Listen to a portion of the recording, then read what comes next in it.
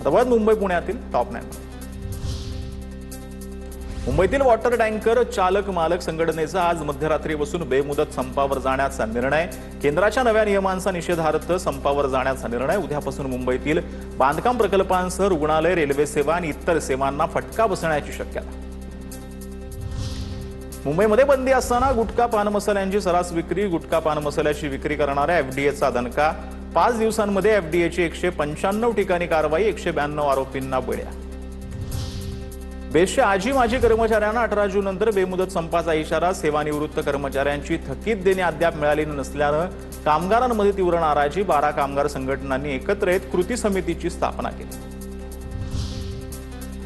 खडकवासला धरणातील पाणी साठा कमी होत असल्यानं पुणेकरांवर पाणी कपातीची टांगती तलवार. उद्या किंवा परवा पाणी टंचाईबाबत सर्वपक्षीय नेत्यांची बैठक. बैठकीमध्ये काय निर्णय होणार याकडे लक्ष. पुण्याला हवामान खात्याकडून येलो अलर्ट जारी. पुढील 4 दिवस शहर आणि परिसरात मेघगर्जनेसह पावसाची शक्यता. उष्णतेनं हैराण झालेल्या पुणेकरांना दिलासा मिळण्याची शक्यता.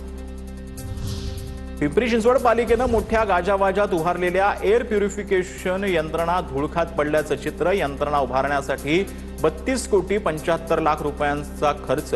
वायू प्रदूषण कमी न झाल्यानं नागरिकांमध्ये नाराजी. हिंजवडी मेट्रोच्या उद्घाटनासाठी जून अखेरचा नवा मुहूर्त. मेट्रो सुरू होण्यात दिरंगाईमुळे आयटी कंपन्या कर्मचाऱ्यांकडून आता संताप व्यक्त होतोय. मेट्रो प्रकल्पातील अनेक महत्त्वाची कामं अद्याप अपूर्ण आहेत. बेघर नागरिकांवरती महापालिका आणि पोलिसांची संयुक्त कारवाई. उड्डाणपूल आणि इतर फुटपाथवरती मोठ्या प्रमाणात अनेक बेघर नागरिकांचं वास्तव्य.